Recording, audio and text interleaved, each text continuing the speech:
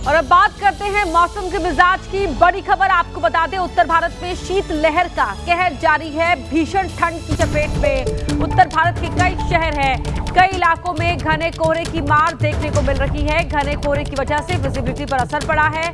हवाई और रेल यातायात पर भी कोहरे का असर है।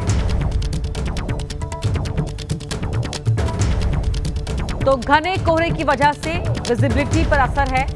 यहाँ खास तौर पर जो यातायात है उस पर असर पड़ा है, चाहे वो हवाई यातायात हो, रेल यातायात हो या जो बाय रोड भी सफर कर रहे हैं उनके लिए भी चुनौतीपूर्ण स्थिति इस समय बनी हुई है। ये 4 तस्वीरें टीवी स्क्रीन पर। उत्तर भारत, लगभग जो पूरा उत्तर भारत है वो कोहरे के मार से जूझ रहा है। शीतलहर का कहर है। मौसम लगातार सर्द बना हुआ है। वाराणसी, दिल्ली, ग्वालियर, अयोध्या की तस्वीरें आपकी टीवी स्क्रीन पर आप देख रहे हैं। शीतलहर का प्रकोप है। डॉक्टर्स ये सलाह दे रहे हैं कि जो बुजुर्ग और बच्चे हैं वो घर से बाहर ना निकले और अगर बहुत ज़रूरी ना हो तो यात्रा को टाल दें, क्योंकि कोहरे की वजह से विजिबिलिटी पर खासा असर पड़ा हुआ है।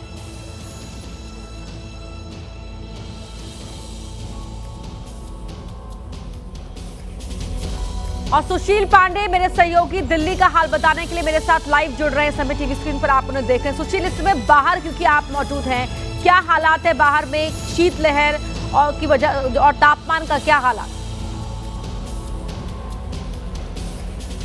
जी देखिए, तापमान फिलहाल अपर्णा बहुत ज़्यादा बेहतर नहीं है। 10 से 12 डिग्री सेंटीग्रेड अगर बात करें तो टेम्परेचर फिलहाल अभी है। लेकिन एक रात की दिल्ली में फिलहाल जो फॉग की स्थिति आने वाले कुछ दिन पहले हम देख रहे थे वो फिलहाल आज देखने को नहीं मिल रही है। अगर तस्वीरों में दिखाऊं तो देखिए, ये इंडिया गेट का सर्कल है और जो फिलहाल अभी डेंसिटी है यानी कि जो विजिबिलिटी है वो काफ़ी बेहतर है।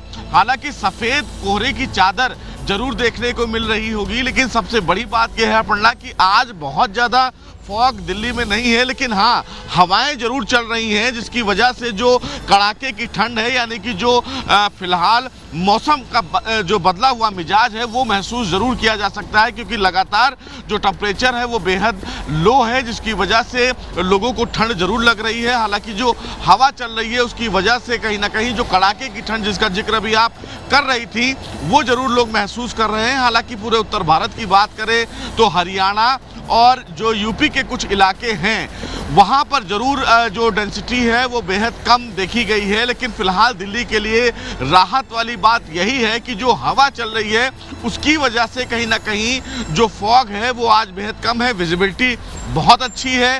सड़कों पर गाड़ियाँ जो हैं वो आपको तस्वीरों में दिख रही होंगी दौड़ते हुए, लेकिन हाँ ठंड जरूर है क्योंकि हवा चल रही है। मौसम विभाग ने कहा है कि जो वेस्टर्न डिस्टर्बेंस है उसकी वजह से आने वाले कुछ दिनों में मौसम ऐसे ही बना रहेगा। लेकिन अगर हवाओं की रफ्तार अपर्णा कम होती है तो आने वाले कुछ दिनों में फॉग और जो तो यानी कि विजिबिलिटी है दिल्ली में तो फिलहाल कोहरे की मार से राहत है, लेकिन शीतलहर का प्रकोप जारी है।